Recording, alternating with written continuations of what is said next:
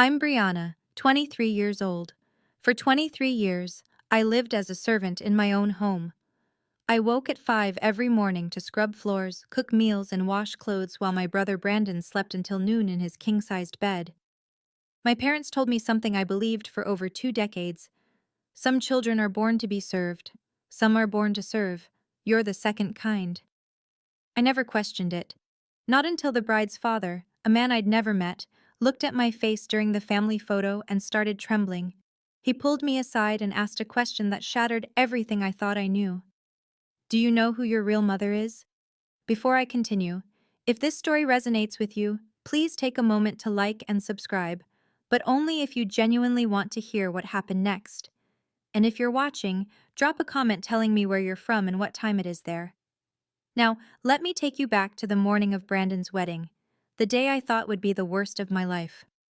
We lived in a two-story colonial in Fairfield County, Connecticut, the kind of neighborhood where every lawn was manicured and every family drove European cars. Our neighbors were surgeons, attorneys, partners at hedge funds. From the outside, the Patterson household looked like the American dream. From the inside, it was my nightmare. My bedroom wasn't a bedroom.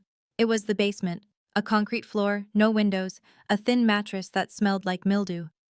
The furnace hummed 3 feet from my head. In winter, it was the only warmth I had. In summer, it was suffocating. Every morning at 5, my alarm would ring. By 5:15, I'd be upstairs in the kitchen, scrubbing the granite countertops, preheating the Viking stove, pulling eggs and bacon from the Sub-Zero refrigerator. The kitchen island was Italian marble, Calicotta, Donna once bragged to her book club. I knew every vein in that stone because I polished it daily. Gerald would come down around 7, his Wall Street Journal tucked under his arm, his Tag Heuer glinting on his wrist. He'd settle into his leather armchair in the breakfast nook, never once looking at me. "Is it done?" he'd ask without lifting his eyes from the headlines. "Yes, Mr. Patterson." "The coffee's weak today. Make it stronger tomorrow." That was the extent of our conversations. 23 years of monosyllables and commands. I'd set his plate on the table, the good china, the Wedgwood with the silver rim, and retreat to the kitchen. My place was never at that table. My place was beside the sink, eating whatever scraps were left after the family finished. But the thing that hurt most wasn't the cold basement or the endless chores. It was the way they referred to me. Brandon's room was on the second floor, corner unit, with bay windows overlooking the garden. He had a 65-inch Samsung mounted on the wall, a PlayStation 5, and a walk-in closet bigger than my entire basement. He went to St. Thomas Academy, $45,000 a year, lacrosse team, college prep. I stayed home. Homeschooled, Gerald told the neighbors whenever they asked. The truth was simpler. No one taught me anything. I learned to read from old magazines Donna threw away. I learned math by counting change at the grocery store. When Brandon turned 18, Gerald handed him the keys to a white BMW 3 Series. I didn't have a driver's license. I didn't have a single form of identification. "Your documents got lost in a fire," Donna told me once when I was 12 and asked why I couldn't enroll in the local middle school. "It's too complicated to replace them. You're better off here with us." I believed her. Why wouldn't I? She was my mother. Brandon had an American Express Platinum card linked to Gerald's account. No limit. He bought sneakers that cost more than I'd touched in my entire life. I owned 3 dresses, all hand-me-downs from Donna, altered to fit my smaller frame. At dinner, the family sat together. Brandon would talk about his classes, his friends, his weekend plans. Gerald would nod approvingly. Donna would smile and refill his glass. I stood in the kitchen doorway, waiting to clear the plates. Once, when I was 14, I asked Donna why I couldn't sit with them. She laughed like I'd told a joke. "Brianna, honey, the table only seats 3. It seated 6. I'd counted. That night, I realized something I'd never admitted to myself. I wasn't part of this family. I never had been. Gerald called them the family rules. He'd written them on an index card when I was 5 and taped it to the inside of my basement door, the only decoration I was allowed. Rule 1. You do not sit at the family table. Rule 2. You do not call us Mom or Dad. You will address us as Mr. Patterson and Mrs. Patterson. Rule 3. You do not leave the house without permission. Rule 4. You do not speak to strangers. The consequences for breaking these rules lived in the kitchen pantry. A thin rattan cane, the kind you'd use on furniture, hidden behind the cereal boxes. Gerald only had to use it twice before I understood. The first time, I was 7. I'd called Donna Mommy in front of her sister. The welts on my palms lasted 2 weeks. The second time, I was 16. I'd saved grocery change for months, $17.32, and walked to the bus station 3 miles away. I was going to leave. I was going to find someone who could help me. The police brought me back within 2 hours. She doesn't have any ID, they told Gerald at the door. No identification whatsoever. Is she yours? Gerald smiled, the warm, concerned smile of a loving father. She's our daughter. Troubled girl, mental health issues. Thank you so much for bringing her home, officers. They left. Gerald locked the door. I spent 3 days in the basement without food. When he finally let me out, he leaned close and whispered, "Without papers, you don't exist. And if you don't exist, no one will ever believe you. No one will ever help you. Do you understand?" I understood. For 7 more years, I never tried to leave again. Brandon wasn't cruel the way Gerald was cruel. He didn't hit me. He didn't lock me in basements or starve me for days. He simply didn't see me. To Brandon, I was furniture, functional, forgettable, there when needed. "Brianna, coffee. Brianna, my room's messy. Brianna, I need the car washed before my date." When his friends came over, he'd introduce me with a wave of his hand. "That's our housekeeper." Not sister, not family. Housekeeper. No one ever questioned it. I looked nothing like the Pattersons. They all had brown eyes and sandy hair. My eyes were green, almost emerald in certain light, and my hair was dark chestnut. I'd asked about it once, years ago. Donna slapped me and told me to stop asking stupid questions. At 26, Brandon was handsome, confident, and employed at one of the biggest real estate firms in Connecticut. He hadn't earned the job. His fiancé's father had arranged it. Victoria Whitmore, blonde, poised, daughter of Richard Whitmore, CEO of Whitmore Properties, worth $47 million. Brandon had proposed to her 3 months ago at Pear Se in Manhattan, with a 2-carat diamond ring he'd charged to Gerald's card. The Pattersons were ecstatic. This marriage wasn't just love, it was a ladder. I overheard Gerald talking to Donna the night of the engagement. "This is it. This is how we get into their circle. Richard Whitmore could change everything for us." They didn't know that Richard Whitmore would change everything, all right. Just not the way they expected. The woman Brandon was marrying would become instrumental in destroying the life the Pattersons had built. Not because of her, because of her father. I was 15 when I finally asked the question I'd been holding inside for years. Donna was in the living room, flipping through a Pottery Barn catalog, marking pages with Post-its. I'd just finished mopping the floors and my hands were raw from the bleach. "Mrs. Patterson?" She didn't look up. "What? Why am I different from Brandon?" The catalog lowered. Her eyes, cold, flat, the color of dishwater, met mine. "Different how? Why does he get to go to school? Why does he sit at the table? Why do I have to?" "Because." She cut me off, her voice sharp as broken glass. "Some children are born to be loved. Some children are born to help others. You're the second kind, Brianna. That's your purpose. That's your fate." She returned to her catalog. The conversation was over. I went back to the basement that night and stared at my reflection in the small, cracked mirror above the utility sink, the only mirror I was allowed. My eyes were nothing like theirs. My face was nothing like theirs.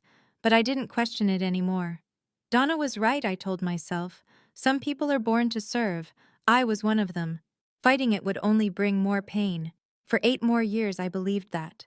I woke at 5, I scrubbed and cooked and cleaned, and I told myself this was my life. This was what I deserved. Then came Brandon's wedding, and the man who looked at my face and saw someone else entirely. I didn't know it yet, but in 24 hours every lie I'd been told would begin to unravel. The wedding announcement came 6 months before the ceremony. Brandon and Victoria would marry at the Ritz-Carlton in White Plains, 200 guests, a live orchestra, a 5-tier cake from a bakery in Manhattan. Total cost, $200,000, generously covered by Richard Whitmore. Gerald practically floated through the house for weeks. "This is the biggest day of our lives," he kept saying. "The Whitmores are old money, Connecticut aristocracy. We need to make an impression." Donna threw herself into planning. She coordinated with Victoria's mother on flowers, catering, the rehearsal dinner. She bought a new dress, Oscar de la Renta, champagne-colored, $4,000. I assumed I'd be a bridesmaid. I'd spent 6 months helping prepare, addressing invitations, organizing RSVPs, picking up dry cleaning. I'd even practiced walking in heels, imagining myself in a lavender gown, standing beside the altar. Then, 3 weeks before the wedding, Donna sat me down in the kitchen. "We need to discuss your role," she said. My heart lifted. "Am I walking with the bridesmaids?" She laughed, not kindly. "No, Brianna, you'll be helping with service, passing out champagne, making sure guests have what they need." The words hit me like ice water. "You want me to work the wedding?" "It's not working, it's helping." Her smile was thin and practiced. "You know how you are, sweetheart. Clumsy, awkward. If you stood up there in front of the Whitmores, they'd wonder what's wrong with you. Is that what you want? To embarrass Brandon on his special day?" I shook my head slowly, the familiar numbness settling in. Later that night, the wedding invitations arrived from the printer. Embossed gold lettering, 600-gram cotton paper. I searched through every card. My name wasn't on the family list. It wasn't anywhere at all. The rehearsal dinner was held at the Greenwich Country Club. White tablecloths, crystal stemware, champagne that cost more per bottle than I'd seen in a year. The Whitmores had reserved the entire terrace overlooking the golf course. I wore black, simple dress, white apron. Donna had selected the outfit herself. "You look professional," she'd said, adjusting my collar. "Remember, smile, don't speak unless spoken to, and stay invisible." I carried a silver tray of champagne flutes through the crowd. Whitmore cousins, business associates, old money families whose names I recognized from the society pages Donna left lying around. No one looked at me. I was part of the scenery. Until Victoria noticed. She approached me near the bar, her blonde hair swept into an elegant updo, her engagement ring catching the sunset light. "You're Brandon's sister, right? Brianna?" I nearly dropped my tray. "Yes, ma'am." "Why aren't you sitting with the family?" Before I could answer, Donna materialized at my elbow, her laugh high and bright. "Brianna prefers to help out. She's shy, always has been, happier in the background." She patted my arm with the affection of a woman posing for cameras. Victoria's brow creased, but she nodded politely and drifted back to her fiancé. I resumed my rounds. That's when I noticed him, Richard Whitmore, Victoria's father, standing near the railing with a glass of scotch, watching me, not glancing. Watching. His face had gone pale, his jaw tight. He approached slowly. "Excuse me, what's your name?" "Brianna, sir." "Brianna." He said it like he was testing the sound. Do you happen to know who your birth mother is?" The question made no sense. "I'm sorry?" He stared at me for a long moment, then excused himself abruptly and walked toward the parking lot, phone already pressed to his ear. Donna watched him go, her smile frozen, her knuckles white around her champagne glass. The night before the wedding, I sat alone in my basement. Upstairs I could hear laughter, Donna toasting with her sisters, Brandon's college friends clinking bottles in the living room. The house thrummed with celebration. Down here, there was only the hum of the furnace and the drip of a leaky pipe. I held the black uniform I'd wear tomorrow, pressing out the wrinkles with my hands since I wasn't allowed to use the iron after 9 p.m. Beside me lay the white apron, starched and spotless. On my lap was a photograph, the only one I had of myself with the family. I was 5 in the picture, standing at the edge of the frame while Gerald, Donna, and toddler Brandon posed together by the Christmas tree. They were touching. I was alone. In 23 years of living in this house, I didn't have a single photo where I stood beside my parents. Not one. Why? The question had whispered to me my whole life, but I'd always pushed it down. Asking led to pain. Curiosity led to punishment. But tonight, in the darkness, the question wouldn't stay buried. Why didn't I look like them? Why did they treat me like a stranger? Why had they kept me hidden for so long? I thought about Richard Whitmore's face at the rehearsal dinner. The way he'd gone pale, the tremor in his voice when he asked about my mother. He'd looked at me like he knew me, like he'd been looking for me. But that was ridiculous. No one had ever looked for me. No one had ever wanted me. Tomorrow I would serve champagne at my brother's wedding, while my family pretended I didn't exist. Then life would go on, exactly as it always had. At least, that's what I believed. I had no idea what was coming. I woke at 4 a.m. on the morning of Brandon's wedding. The house was silent. I crept upstairs and started breakfast. Eggs Benedict, fresh squeezed orange juice, the spread Gerald expected before any major event. By 6, I had the dining room set with the good china. Then I moved to the guest room where Victoria's wedding dress hung in its garment bag. Vera Wang. $12,000. Hand-beaded bodice with a cathedral train. Donna had insisted on storing it at our house, claiming our closets had better humidity control than the Whitmore estate. The real reason, I suspected, was so she could show it to her friends. I steamed the fabric carefully, terrified of leaving a single crease. My hands trembled. If I damaged this dress, I didn't want to imagine what Gerald would do. Footsteps behind me. Donna appeared in the doorway, wrapped in a La Perla silk robe, her hair in rollers. "Don't touch the beading," she said. "That's imported crystal, worth more than you." "Yes, Mrs. Patterson." She watched me work, arms crossed.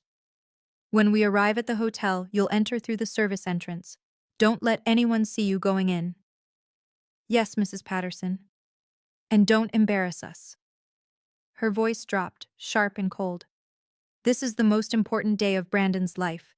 If you do anything to ruin it, I will make you regret it." Gerald's voice boomed from downstairs. "Brianna, where's my coffee?" Donna smirked and left. I stood there, holding the steamer, staring at the wedding dress I wasn't allowed to touch, and the life I wasn't allowed to live. Something shifted inside me, small but irreversible. This would be the last time. I didn't know how, I didn't know when, but I was done. Enough. The Ritz-Carlton Grand Ballroom looked like something from a fairy tale. Crystal chandeliers dripped from 30-foot ceilings. White roses cascaded from every surface. The altar, the centerpieces, the sweeping archways. 200 gilded chairs faced a platform where Brandon would soon stand and promise forever to a woman whose family fortune could buy our entire neighborhood. I entered through the loading dock. The catering manager handed me a silver tray and pointed toward the ballroom. "Champagne service. Keep moving, keep smiling, don't engage in conversation." I nodded and took my position. Guests streamed in. Women in designer gowns, men in bespoke suits, diamonds glittering under the chandeliers. I wove between them, offering flutes of Veuve Clicquot, my eyes fixed on the floor. A woman in Chanel stopped me. "Excuse me, are you with the hotel?" "Yes, ma'am." The lie came easily. Gerald passed by without a glance. Donna paused just long enough to whisper, "Your posture is terrible. Stand up straight." Then Brandon appeared with his groomsmen, laughing, adjusting his Tom Ford cufflinks. He saw me and waved me over. "Brianna, hey, make sure there's extra shrimp at my table. You know how Dad gets." "Of course." He turned back to his friends. One of them, a former lacrosse teammate, squinted at me. "Who's that?" "Housekeeper," Brandon said. "She's worked for us forever." The words sliced through me. Housekeeper, not sister, not family. But I didn't react. I'd learned long ago that reactions led to punishment. I returned to circulating, offering champagne to people who looked through me like glass. Then I felt it, someone watching. I turned. Across the ballroom, Richard Whitmore stood alone, his champagne untouched, his eyes locked on my face. He wasn't just watching this time. He was studying me. The ceremony began at 4 o'clock. A string quartet played Pachelbel's Canon as Victoria floated down the aisle in her Vera Wang gown, the train trailing 15 feet behind her. Brandon waited at the altar, beaming, his hands clasped in front of him. Gerald and Donna sat in the front row, dabbing their eyes with monogrammed handkerchiefs. I stood at the back of the ballroom, tray in hand, watching my family from 50 feet away. The officiant spoke about love, commitment, the sacred bond of marriage. Brandon's voice cracked when he said his vows. Victoria's eyes glistened as she slipped the Tiffany band onto his finger. They kissed. The room erupted in applause, and I stood there, invisible, holding champagne I wasn't allowed to drink. For a moment, I let myself imagine a different life. One where I sat in that front row beside Donna, one where I wore a lavender dress and held a bouquet of roses, one where Brandon introduced me to his bride as my sister Brianna, instead of our housekeeper.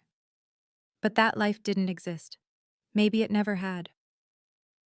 The crowd rose for the recessional. Brandon and Victoria swept down the aisle, arm in arm, showered with rose petals. As they passed, Donna caught my eye. Her expression wasn't warm. It wasn't proud. It was a warning. Don't forget your place. I lowered my gaze. Somewhere in the crowd, I felt that watching presence again. Richard Whitmore, standing near the back, hadn't clapped once. He hadn't taken his eyes off me for the entire ceremony. I didn't understand why, but a strange feeling crept through my chest, something I hadn't felt in years. Hope. And I didn't know what to do with it. If you've made it this far, I think you understand why I'm telling this story. You might know what it feels like to stand inside your own family and still be treated like an outsider. To serve people who refuse to acknowledge you exist. Let me ask you something. Have you ever had to serve someone who wouldn't even admit you were part of their family? If you have, I want to hear about it. Drop a comment. Let me know I'm not alone. And if this story is hitting close to home, please like and subscribe. Because what happened next changed everything I thought I knew about myself. I'll be right back. The reception began with champagne toasts and a 12-piece jazz band. I worked the Whitmore family table, refilling water glasses, clearing appetizer plates. Victoria's mother smiled politely at me. Her aunts and uncles chatted amongst themselves about summer homes in the Hamptons. Richard Whitmore sat at the head of the table, barely touching his food. Every time I approached, I felt his gaze. It wasn't uncomfortable exactly, not predatory or cold. It was something else, something I couldn't name. When I reached to clear his salad plate, his hand shot out and caught my wrist. Gently, but firmly. "I'm sorry," he said, his voice low. "I need to ask you something." "Of course, sir." "Your name is Brianna?" "Yes." "Brianna? Patterson?" "Yes, sir." He released my wrist. His hand was trembling. "Do you know who your mother is? Your real mother?" The question again, the same one from the rehearsal dinner. "I live with Mr. and Mrs. Patterson," I said carefully. "They've raised me since I was a baby." Richard's face changed. Something broke behind his eyes, grief, or maybe recognition. "Excuse me," he whispered, and stood abruptly from the table. I watched him walk toward the terrace doors, pulling out his phone. Through the glass, I could see him pacing, speaking intensely to someone on the other end. Victoria noticed. "Is my dad okay?" I didn't know how to answer. At the family table, Donna was watching the scene unfold. Her champagne glass paused halfway to her lips. She leaned toward Gerald and whispered something. He turned, found me with his eyes, and his expression hardened into something I recognized. Fear. I'd never seen Gerald Patterson afraid of anything. Until now. The photographer clapped his hands and called for the family portraits. "Bride and groom's families, please gather by the floral arch." The Whitmores assembled first. Richard, his wife Eleanor, Victoria's brother and his wife, a cluster of elegant relatives in coordinated pastels. Then the Pattersons. Gerald straightened his tie. Donna smoothed her Oscar de la Renta. Brandon wrapped an arm around Victoria's waist. I stayed back, tray in hand. The photographer scanned the group, then pointed at me. "What about her? Is she family?" Silence. Gerald's smile tightened. Donna looked at the floor. Brandon said nothing. Then Richard Whitmore's voice cut through the awkward pause. "Yes, she's family. Brianna, please come stand beside me." I froze. "Sir?" "You heard me." His voice was calm but firm. "Come here." I set down my tray. My legs felt like they belonged to someone else as I walked toward the group. Gerald's face flushed red. He couldn't object, not to Richard Whitmore, not the man paying for this entire wedding, but I could see his jaw working, the fury barely contained. Richard placed his hand on my shoulder. His palm was warm, steadying. "Right here," he said softly. "This is where you belong." The photographer adjusted his lens. Everyone ready? Big smiles. The flash fired. Richard kept me close as the photographer showed him the preview on the camera's screen. I watched his face as he zoomed in on the image, specifically on me. His eyes went wet. Those eyes, he murmured, almost to himself. That chin. My God. He pulled out his phone again and walked away, dialing. I heard only fragments. It's her, I'm certain. Get the file, the FBI cold case from 2003, and prepare a DNA kit, tonight. My heart stopped. What had he just said? The moment the photographer moved on, Gerald's hand clamped around my arm. Outside, now. He pulled me through a service corridor, past the kitchen, into a narrow hallway where crates of champagne were stacked against the wall. The noise of the reception faded to a distant hum. What did you tell him? Gerald's face was inches from mine, his breath hot with whiskey. Nothing. I swear I didn't. Don't lie to me. His grip tightened until I winced. Why was Whitmore asking about your mother? I don't know. He just asked, and I said I lived with you. Gerald shoved me against the wall. The crates rattled. Listen to me carefully. His voice dropped to a hiss. If you say anything, to anyone about our family, I will throw you out on the street. No money, no clothes, nothing. You'll be homeless within a week. Do you understand? Donna appeared at the end of the hallway, her heels clicking against the concrete. What's happening? Whitmore keeps asking questions about her. Gerald jerked his head toward me. Something's wrong. Donna's eyes narrowed. She approached slowly, her champagne-colored gown swishing against the floor. Brianna, her voice was ice.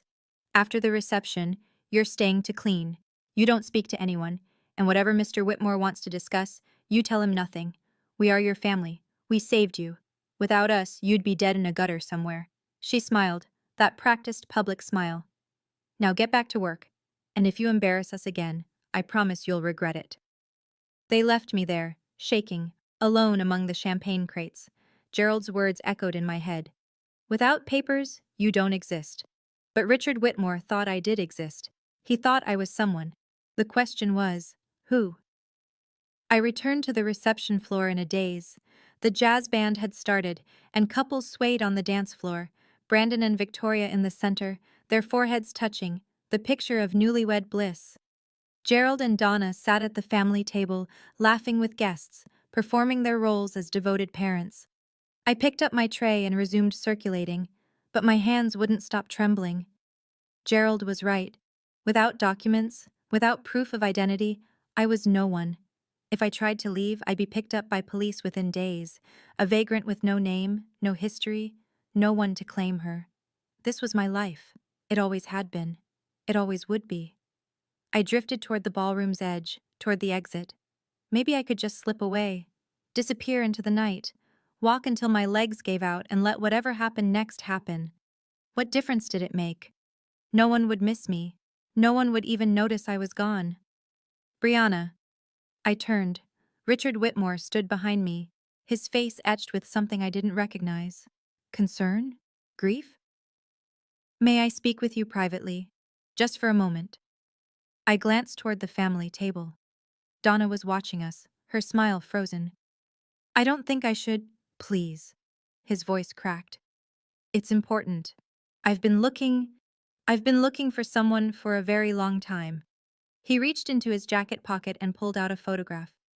It was old, faded, soft at the edges, like it had been handled countless times over many years. A young woman holding an infant, dark chestnut hair, green eyes exactly like mine. Do you recognize anyone in this picture? Richard asked quietly. My throat closed. I don't know who that is. But something deep inside me stirred, something that felt like remembering. Richard led me to the terrace overlooking the hotel gardens. The night air was cool. Inside, the reception continued. Clinking glasses, bursts of laughter, the band launching into a Sinatra standard. Out here, there was only the distant hum of traffic and the hammering of my own heart. Richard held the photograph toward me again. In the soft light from the ballroom, I could see it more clearly now. The woman was young, mid-20s maybe, with a tired but radiant smile. The baby in her arms was wrapped in a pink blanket, eyes closed, impossibly small. This is my sister Margaret, Richard said. And the baby is her daughter, Brianna Ashford Whitmore. I stared at him. I don't understand. 23 years ago, Margaret's baby was taken from Stanford Hospital, kidnapped from the nursery in the middle of the night. His voice wavered. My sister spent 5 years looking for her. She hired investigators, worked with the FBI, never stopped believing her daughter was alive. He swallowed hard. She died when the baby would have been 5. Heart failure, but the doctors said it was grief. She simply gave up. I'm so sorry. My voice came out as a whisper. But I don't see what this has to do with me. Richard turned to face me fully. Brianna. The baby's name was Brianna. She had green eyes, rare in our family, but Margaret had them too. He gestured toward my face. That nose, that chin, the shape of your mouth, it's identical. I took a step back. Mr. Whitmore, I think you're confused. I've been searching for 23 years. Tears streamed down his cheeks. And when I saw you at the rehearsal dinner, I knew. He reached into his other pocket and withdrew a small plastic container. Please, let me take a DNA sample.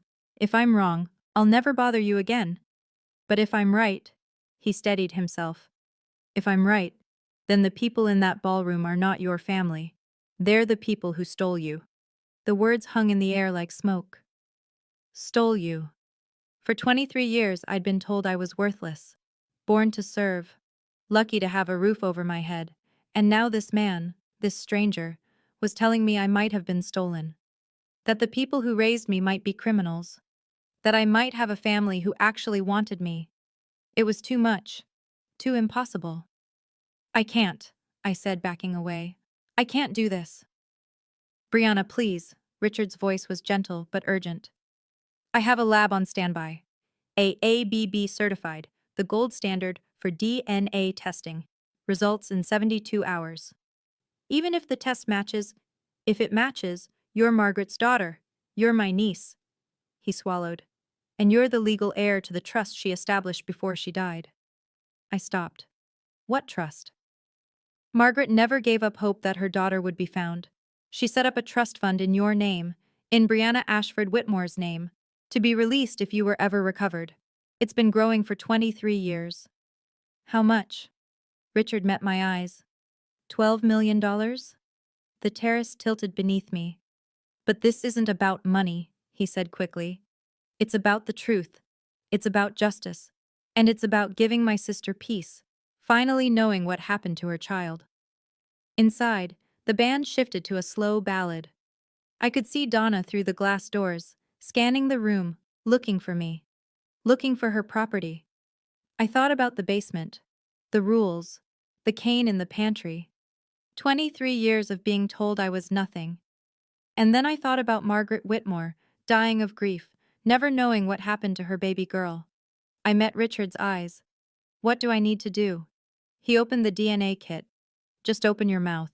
The next 72 hours were the longest of my life. I went back to my routine, waking at 5, scrubbing, cooking, cleaning. But everything felt different now. Every time Gerald barked an order, I looked at his face and wondered, did you buy me? Every time Donna criticized my work, I heard Richard's voice. The people who stole you. They noticed the change. What's wrong with you? Donna demanded on the second morning. I'd let the coffee sit too long, and it had turned bitter. Nothing, Mrs. Patterson. I'm just tired. You're always tired. She poured the coffee down the sink. Make another pot, and this time, pay attention. I made another pot. I washed the dishes. I folded the laundry. But in my pocket, I carried the slip of paper Richard had given me, his personal cell phone number, written in blue ink. Brandon and Victoria had left for their honeymoon in Bali. The house felt quieter without him, but no less oppressive. On the third night, I lay awake in the basement, staring at the concrete ceiling, counting the hours. Then my phone buzzed. The old Nokia, the only device I owned, purchased with saved grocery change, glowed with a text message from an unknown number. Results are in. Can you meet tomorrow? 10 a.m. Cafe on Main Street. R.W. My heart stopped, then started again, racing. I typed back, I'll be there. The next morning, I told Donna I needed to buy cleaning supplies. She barely looked up from her magazine. Be back by noon. I have guests coming for lunch. Yes, Mrs. Patterson. I walked out the door and kept walking. Toward the truth. Toward the answer to every question I'd been too afraid to ask. The cafe was a small place on Main Street. Exposed brick, mismatched furniture, the smell of fresh espresso. Richard was already there when I arrived, seated at a corner table with a manila envelope in front of him. His eyes were red like he hadn't slept. Brianna. He stood as I approached. Thank you for coming. What do the results say? He didn't answer immediately. Instead, he slid the envelope across the table. I opened it with trembling fingers. The document inside was covered in numbers and technical language, alleles, loci, probability calculations, but one section was highlighted in yellow, combined paternity index, 99.97%. Conclusion: the tested individual, Brianna Patterson, is the biological daughter of Margaret Eleanor Whitmore, deceased. I read it 3 times, 4 times. The words didn't change. You're my niece, Richard said softly. You're Margaret's daughter. You're Brianna Ashford Whitmore. The room tilted. I gripped the edge of the table. This is real? It's real. I've already contacted the FBI. The cold case from 2003 is being reopened. He reached across the table and placed his hand over mine. Gerald and Donna Patterson will be investigated. If they acquired you through illegal means, if they purchased you from traffickers, they'll be prosecuted. Prosecuted. The word tasted foreign. Federal charges, human trafficking, document fraud, child endangerment. Richard's voice hardened. They could face 15 to 20 years. I sat back in my chair, the DNA report clutched against my chest. 23 years. 23 years of basements and beatings and being told I was born to serve. And none of it was true. I wasn't worthless. I wasn't unwanted. I had a family, a real family. A mother who had loved me so much she died of grief when she lost me. And now, finally, the truth was coming to light. I want to pause here for a moment, because this is where everything changed. For 23 years I believed I was nothing, that I deserved nothing. And in 72 hours, a DNA test destroyed that lie completely. But now I had a choice to make. I could walk away quietly, start over somewhere new and never look back. Or I could let the truth come out, let Gerald and Donna face what they'd done. What would you do? Tell me in the comments. I want to know. And if you're still with me, hit subscribe, because the final confrontation is coming, and it's going to change everything. 1 week later, the trap was set. Richard had invited the Patterson family to his estate in Greenwich, a 12-bedroom mansion on 5 acres, with stone gates and a circular driveway lined with topiaries. The official reason was discussing business opportunities for Brandon. Gerald had been ecstatic when the invitation arrived. This is it, he'd crowed at dinner. Richard Whitmore wants to bring me into his inner circle. I knew this marriage would pay off. Donna had spent 3 days selecting her outfit. A pale blue Armani pantsuit, pearl earrings, her hair freshly highlighted. Brandon and Victoria were flying back early from Bali specifically for the meeting. No one suspected anything. I was instructed to come along, of course. To help serve refreshments, Donna said, as though it were obvious. I didn't argue. When we pulled up to the Whitmore estate, Gerald let out a low whistle. This must be worth 30 million, easy. More, Donna murmured, her eyes gleaming. We were ushered into the main sitting room, a cavernous space with 20-foot ceilings, oil paintings in gilded frames, furniture that looked like it belonged in a museum. Richard greeted us warmly, shaking Gerald's hand, kissing Donna's cheek. Please, make yourselves comfortable. Brandon and Victoria should be here any moment. I hung back near the doorway, watching. Gerald didn't notice the other people in the house, the man in the gray suit waiting in the adjacent room, the woman with the manila folder on her lap. But I did. Richard caught my eye and gave an almost imperceptible nod. The FBI agents were in position. The evidence was ready. And Gerald and Donna Patterson had walked straight into the reckoning they'd spent 23 years avoiding. A housekeeper brought in a mice and tea service, bone china worth more than the Patterson family car. Donna accepted her cup with exaggerated graciousness, crossing her legs at the ankle like she'd seen in old movies. "This is a beautiful home, Richard," she said. "Just stunning." "Thank you." Richard settled into his armchair, his expression pleasant but unreadable. "I wanted to discuss something with you before Brandon arrives. Something about Brianna." Gerald's cup rattled against its saucer. "Brianna?" "Yes." Richard gestured toward where I stood near the doorway. "She's been part of your family for quite some time, hasn't she?" "Since she was a baby," Donna said quickly. "We adopted her when she was just a few months old. Gave her everything, a home, food, education. We've been very good to her." "Adopted?" Richard nodded slowly. "That's interesting, because I had my attorneys check the county records.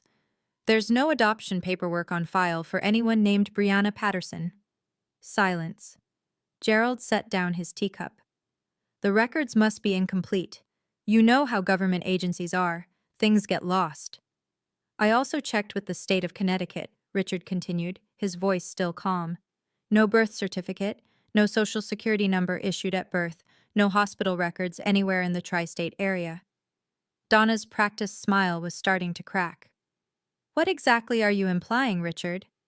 "I'm implying that Brianna has no legal identity, no documentation whatsoever." He leaned forward. "Which raises a very interesting question. Where did she come from?" Gerald stood abruptly. "I don't know what kind of game you're playing, but I don't appreciate the accusation." Richard didn't flinch. "It's not an accusation, Gerald. Not yet." He opened the leather portfolio on the table beside him. "But I think you should see what's in this folder." Richard removed two documents from the portfolio and laid them on the coffee table.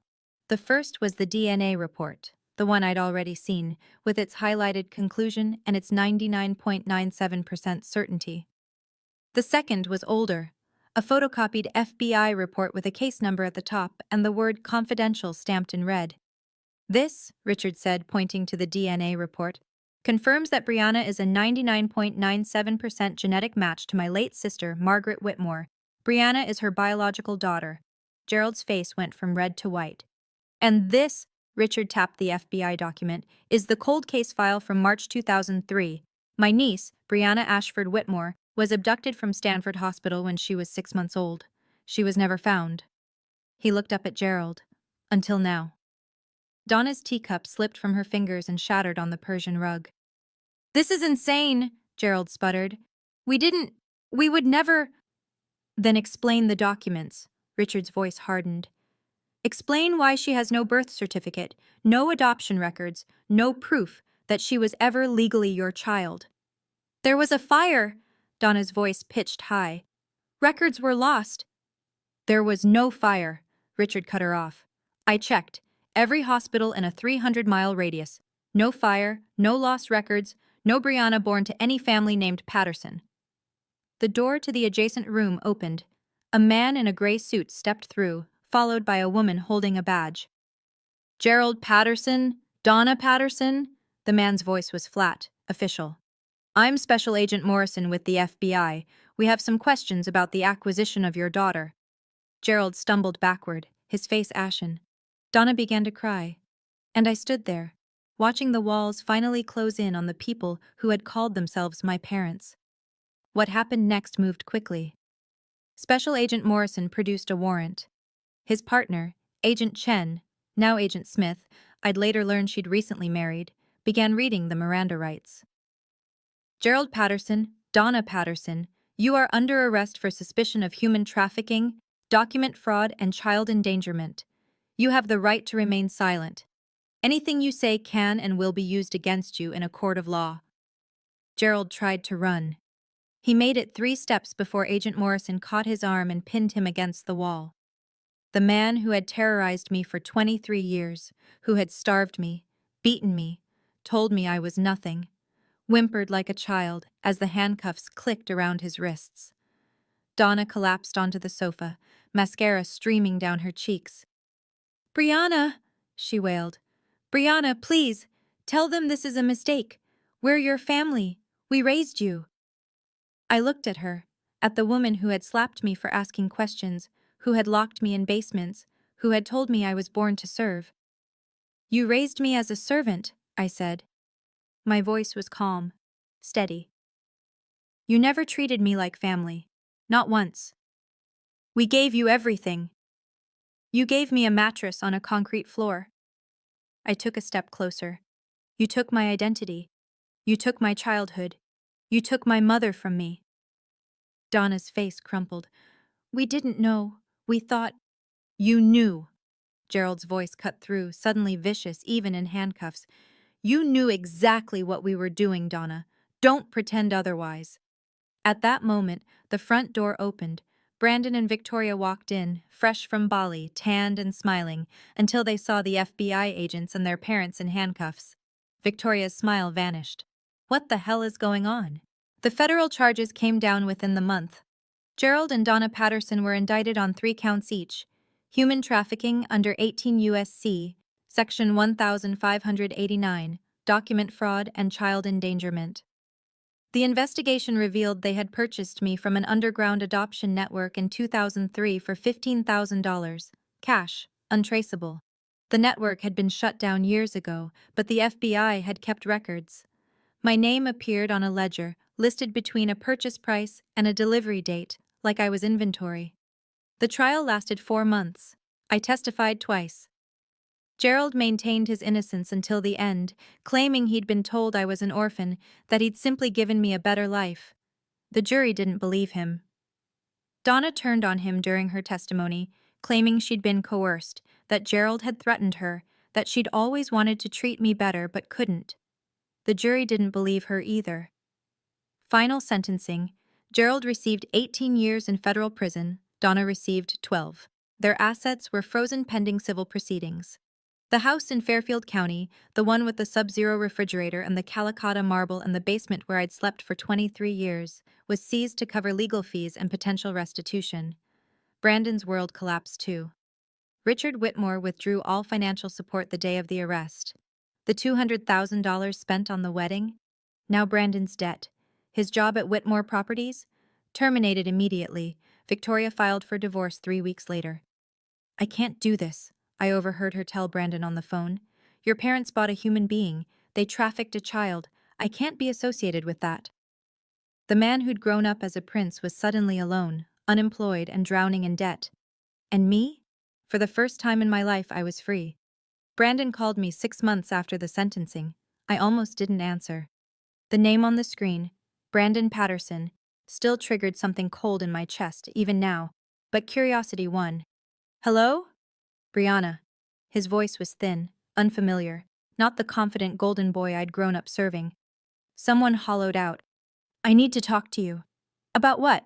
I'm in trouble. He laughed bitterly. That's an understatement. The apartment's gone. The car's gone. Victoria's lawyer is asking for damages because of the emotional distress of being associated with my family. I can't get a job anywhere. Everyone's seen the news. I waited. I was wondering if maybe you could help me out. Just a loan. Just until I get back on my feet. There it was. 23 years of being treated like furniture, and now he needed something from me. Brandon, I said slowly, in all the years we lived in the same house, did you ever help me? Silence. Did you ever stand up for me when Gerald hit me? Did you ever ask why I slept in the basement? Did you ever once treat me like a sister? I didn't know. You knew. My voice stayed level. You just didn't care. I was convenient. I made your life easier. And now that I'm not there to serve you anymore, you have no idea how to survive. Brianna, please. I'm not going to help you, Brandon. Not because I hate you, but because you need to learn something you never learned growing up. I paused. Actions have consequences, and so does silence. I hung up. My hand was shaking, but my heart was steady. For the first time in my life, I had set a boundary, and I intended to keep it. The inheritance came through 3 months after the trial ended. Richard's lawyers had worked tirelessly to verify my identity and activate the trust Margaret had established in 2003. The process required court orders, FBI confirmation, and stacks of paperwork. But eventually, the final document arrived. Beneficiary: Brianna Ashford Whitmore Trust. Value: $12,847,329.80. $1.16. Status: active. I read the number 7 times before it felt real. Richard drove me to the bank himself on the day the funds were released. We sat in a private office on the top floor, surrounded by mahogany furniture and oil paintings, while a banker explained investment options and tax implications. $12 million, more money than the Pattersons would see in 10 lifetimes. But it wasn't the money that changed me. It was the name. Brianna Ashford Whitmore. My real name. The name my mother had given me before I was stolen. Richard helped me move into a guest suite at the Greenwich estate. I had my own room, with windows overlooking a rose garden, a king-sized bed with Egyptian cotton sheets, and a bathroom bigger than my old basement. The first night, I couldn't sleep. I just walked around touching the walls, running my fingers across the curtains, reminding myself this was real. Richard enrolled me in a college preparation program. My lack of formal education didn't matter. There were resources, tutors, people who specialized in helping survivors of trafficking rebuild their lives. A year later, I received my acceptance letter. Yale University, full scholarship through a program for human trafficking survivors. I held the letter in my hands and cried for an hour. Then I found something else in the estate's archives. A handwritten note from my mother, Margaret, dated 2003. The year I was taken. I visited Gerald and Donna once. It was 8 months after their sentencing. I didn't owe them anything. Richard and my therapist both said I shouldn't go. But I needed closure. I needed to look them in the eye and say what I'd been carrying for 23 years. The Federal Correctional Facility was in northern Pennsylvania, gray concrete, razor wire, fluorescent lights that made everyone look sick. Gerald was escorted in first, wearing an orange jumpsuit that hung loose on his frame. He'd lost weight. His tag heuer was gone, his wrist was bare. Donna came next. No more Oscar de la Renta, no pearls, just prison-issue clothing, and a face that had aged 10 years in 8 months. They sat across from me at a metal table. "You came," Donna whispered. Her eyes welled up. "I prayed you would come." "I'm not here for reconciliation," I said. "I'm here because I have something to say." Gerald glared at me. Even now, broken and imprisoned, that familiar contempt flickered in his eyes. "Then say it." I met his gaze. "For 23 years, you made me believe I was worthless, that I was born to serve, that I should be grateful for scraps." I kept my voice steady. "But you were wrong. I wasn't born to serve. I was stolen, and you knew it." Donna sobbed. "We thought we were saving you. You thought you were getting free labor," I cut her off. "I'm not here for your excuses. I'm here to tell you, I'm done. I'm not carrying your shame anymore. I'm not carrying your cruelty." I stood. "I will never forget what you did to me. But I won't let it define me either." I walked out without looking back, and I never saw them again. I'm writing this from my dorm room at Yale. It's small, much smaller than the suite at Richard's estate, but it's mine. My name is on the door. My books are on the shelves. My acceptance letter is framed above my desk. Some mornings, I still wake up at 5 out of habit, but now, instead of scrubbing floors, I make coffee and read my psychology textbooks. I'm studying to become a therapist, specifically to work with survivors of trafficking and family abuse. I want to help people like me find their way out of the darkness. On my nightstand, next to my alarm clock, I keep 2 things. The first is my new birth certificate, Brianna Ashford Whitmore, born March 3, 2003, at Stanford Hospital, California. Mother, Margaret Eleanor Whitmore. The second is the letter Richard found in Margaret's archives, the one she wrote to me the week I was taken, before she knew I'd been stolen. "My darling Brianna, if you're reading this one day, I want you to know that you were the greatest gift I ever received. From the moment you were born, I knew you were meant for extraordinary things. No matter what happens, no matter where life takes you, remember, you are loved, you are wanted, you are enough." I read it every morning. 23 years, I believed I was nothing, that I was born to serve, that I didn't deserve a seat at the table. Now I know the truth. I was born to be loved. And I'm spending the rest of my life making sure others know they were too. Thank you for staying with Brianna until the end. Many details in Brianna's story have been dramatized to deliver meaningful messages and life lessons. However, Life is full of unexpected twists, and situations like this do happen more often than we'd like to believe. Every year, thousands of missing children cases remain unsolved. Every day, someone out there is treated as less than human by the people who should love them most. If this story touched you, please like and subscribe. And if you know someone who needs to hear that they deserve better, share this with them. More stories about strength, truth, and reclaiming your worth are waiting in the description below. Thank you for watching.